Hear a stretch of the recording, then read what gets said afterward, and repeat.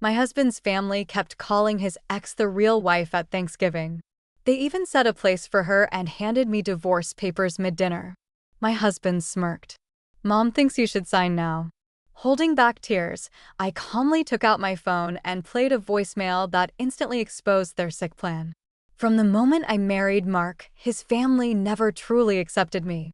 His mother, Diane, was always polite on the surface, but made it clear in 1,000 little ways that I wasn't good enough for her son. His sister, Rachel, would always bring up his ex-wife, Vanessa, in conversation, always with a sigh, always with a little glance in my direction, just to make sure I knew exactly where I stood. Vanessa was perfect according to them. She was beautiful, successful, came from good stock, Diane's words, not mine, and had been the ideal daughter-in-law. Never mind that she and Mark had been divorced for years before I even met him. Never mind that I had done everything I could to be kind to them, to win them over, to be part of their family. To them, I was temporary, a placeholder. It started small, a slip of the tongue when Diane would accidentally call me Vanessa, a laugh from Mark as if it were just a silly mistake. A comment from Rachel about how Mom still keeps in touch with her, followed by a pointed glance at me. I ignored it at first. Maybe they just needed time to accept that Mark had moved on. Then came the bigger things, a framed wedding photo of Mark and Vanessa still on display in the living room, while not a single picture of me and Mark existed in the house. Rachel brought up Vanessa in every conversation, no matter the topic. And then Thanksgiving, the night they made their final move, the night they tried to erase me completely. Diane insisted on hosting Thanksgiving at her house, as always. It was a huge deal in their family, relatives flying in, a formal dinner, everything done just so. I never really felt like I belonged there, but Mark had pushed me to go. "Come on," he said, giving me that easy smile. "It's tradition. They're just old-fashioned. Give them time." So I went. I smiled. I played nice. I told myself maybe this year would be different. It wasn't. The moment I walked into the dining room, I felt like I had been punched in the stomach. At the long, beautifully set table, there was a place card with Vanessa's name on it. I stared at it, my heart pounding in my ears. The table was full, every seat assigned, every name written neatly on little cards. And there, right between Diane and Mark's father, was a spot for her, a seat she would never take, a seat that should have been mine. Rachel smirked over the rim of her wine glass. "Oh, don't look so surprised," she said with a little laugh. "Mom still considers her part of the family." My hands clenched at my sides. I turned to Mark, silently begging him to say something, to do something, to stand up for me. He just rubbed the back of his neck and looked away. Diane smiled at me like nothing was wrong. "Like to honor tradition, dear." Tradition, right? I swallowed hard and forced myself to sit down, even though everything in me screamed to run. I told myself, get through dinner, just get through dinner. Then Diane slid a manila envelope onto my plate. I frowned, staring at the envelope. "What's this?" Mark finally spoke, and when he did, his voice was calm, casual, like he was talking about the weather. "Mom thinks you should sign it now." My fingers trembled as I opened the envelope. Inside were divorce papers, already filled out, my name typed neatly at the top, Mark's signature at the bottom. My throat closed. I felt the entire room watching me, waiting. I looked at Mark. "You're divorcing me?" My voice came out small, almost childish. Diane sighed, like I was being difficult. "Sweetheart, don't make a scene." Rachel smirked again. The aunts and uncles avoided eye contact. "We just think," Diane continued, "that this is for the best." For the best? Like I was some mistake that needed correcting, like I had been tolerated long enough, and it was time for things to go back to how they should be. Mark still wouldn't look at me. I felt my chest tighten, my vision blur. I was humiliated. Betrayed, but I wasn't stupid. Something was off. Why now? Why here? Why in front of everyone? And then I remembered the voicemail 2 nights ago. I had gotten a voicemail by accident. It was from Vanessa. She must have thought she was calling someone else because when I listened to it, I nearly fell off the couch. And now, sitting at that table, my heart hammering in my chest, I reached into my bag, pulled out my phone, and pressed play. Vess's voice rang through the dining room loud and clear. "Mark, I don't care if your mom is pushing for it. I'm not getting back with you. You need to stop this. It's pathetic. I already told you." A sharp collective gasp from the table. Diane's fork clattered against her plate. Rachel's eyes went wide. I let the message keep playing. "Also, stop telling people I cheated. You and I both know you were already chasing other women while we were married. I'll be damned if I let your mom rewrite history." Silence. A silence so thick it felt like the air had been sucked out of the room. Mark's face drained of color. He looked like he wanted to run. Rachel slammed her glass down, her face twisting in shock and rage. Diane looked like she had seen a ghost. I put my phone down slowly. Then I smiled. "So, Mark, want to explain that?" Diane opened and closed her mouth like a fish, but no words came out. Rachel shoved her chair back, storming out of the room. Mark looked trapped, like a man caught in his own web of lies. "Babe, listen," he started. I raised a hand. I wasn't done yet. I turned to Diane. "So let me get this straight," I said, my voice trembling with anger. "You planned this whole dinner just to humiliate me? You made me come here, sit at this table, just so you could shove divorce papers in my face because you thought Vanessa would take him back?" Diane flinched. Mark sank lower into. I let out a sharp, humorless laugh. "Well, congratulations, you played yourself." Then I reached for the mashed potatoes and dumped them straight into Mark's lap. The room erupted into chaos, and I stood up, adjusted my dress, and walked right out the door. I walked out of that house with my head held high, but inside, I was shaking. My hands were trembling as I got into my car. My heart was still racing. The mashed potatoes, the voicemail, the looks on their faces, it all felt unreal. But one thing was crystal clear. They had planned this. They had fully expected me to sit there, humiliated, accept the divorce like some obedient little wife, and quietly disappear so they could bring Vanessa back in. Only their perfect plan had blown up in their faces. I took a deep breath and started the car. My phone was still in my lap, the screen lit up with calls and texts from Mark. I ignored them, but as I pulled out of the driveway, my phone rang again from an unknown number. I almost didn't pick up, but something in my gut told me to answer. And when I did, I nearly slammed on the brakes. "Hello?" I said cautiously. A woman's voice came through the line, shaky and urgent. "Is this Mark's wife?" My stomach twisted. "Who is this?" A pause, then she said, "My name is Olivia, and I think you need to know the truth about your husband." I gripped the steering wheel tighter. "What truth?" She hesitated, then exhaled. "I've been seeing him for over a year." I felt the blood drain from my face. "He told me he was divorcing you. He told me it was mutual," she continued. "But after what just happened, I knew he was lying. I didn't know how to reach you, but I found your number through an old email Mark left open."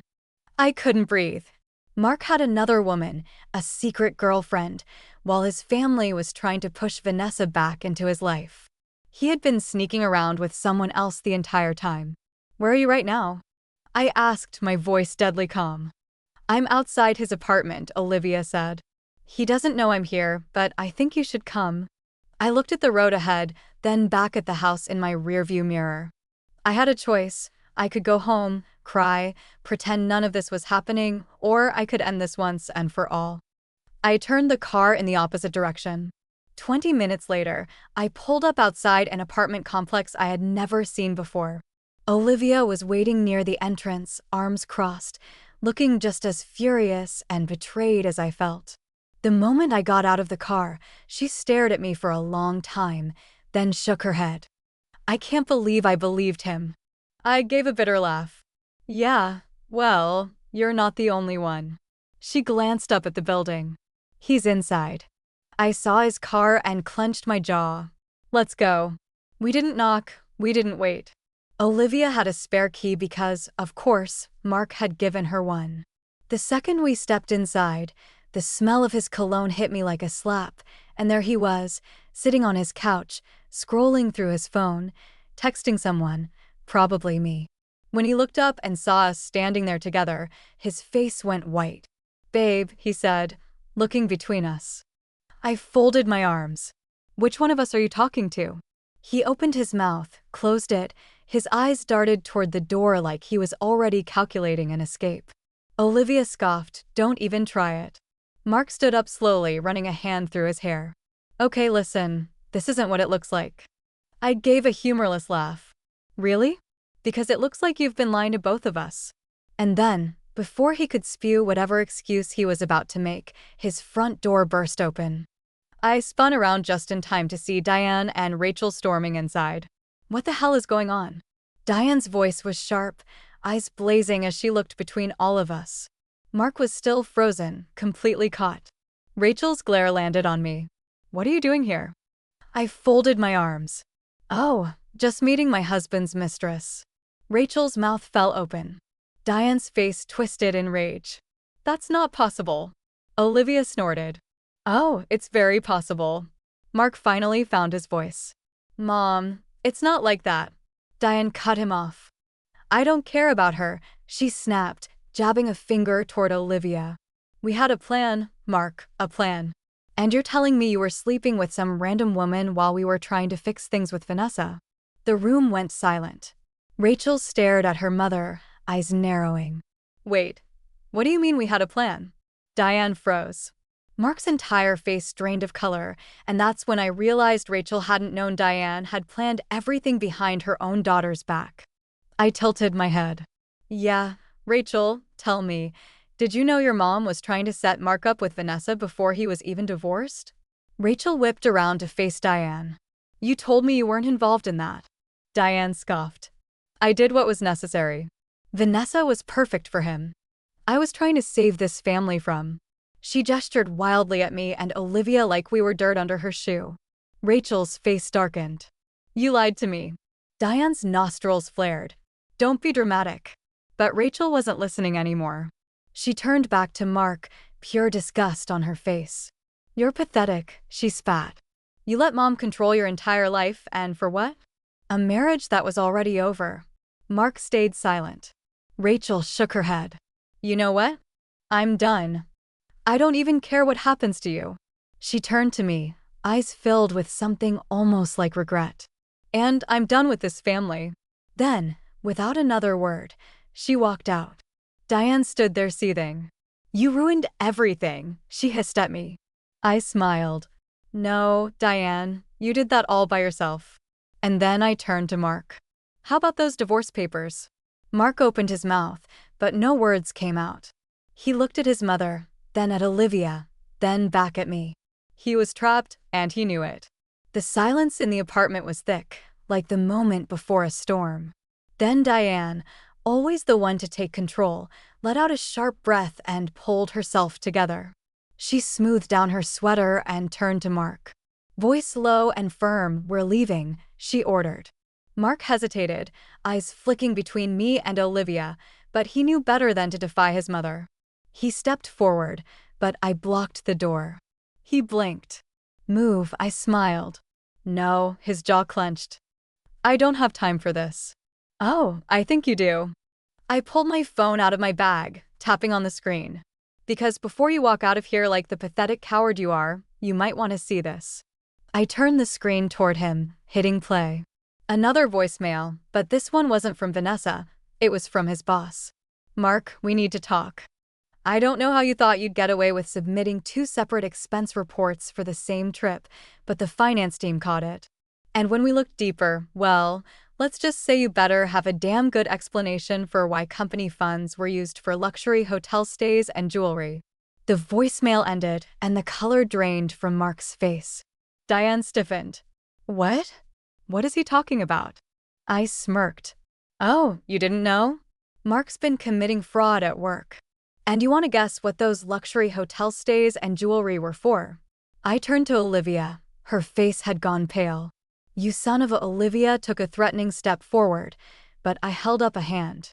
"Oh, it gets better," I said sweetly, looking back at Diane. "See, Mark has multiple secret credit cards."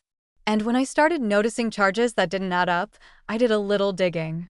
Turns out, some of those business trips he was taking, he wasn't alone. Diane spun toward her son. "Mark, tell me this isn't true." Mark said nothing. I took another step forward, my voice dropping to a whisper. And do you want to know the best part? His company is already investigating him. This voicemail, it's just a courtesy call. By this time next week, they'll have proof. Diane looked like she was going to be sick. Rachel, who had been standing silently near the door, let out a cold, bitter laugh. Oh my God, she whispered. You're a bigger idiot than I thought. Mark finally found his voice. It's not what it looks like, okay? I cut him off. I don't care what excuse you have. You tried to humiliate me, betray me, and throw me away like I was nothing. And now you're the one who's screwed, Diane suddenly snapped.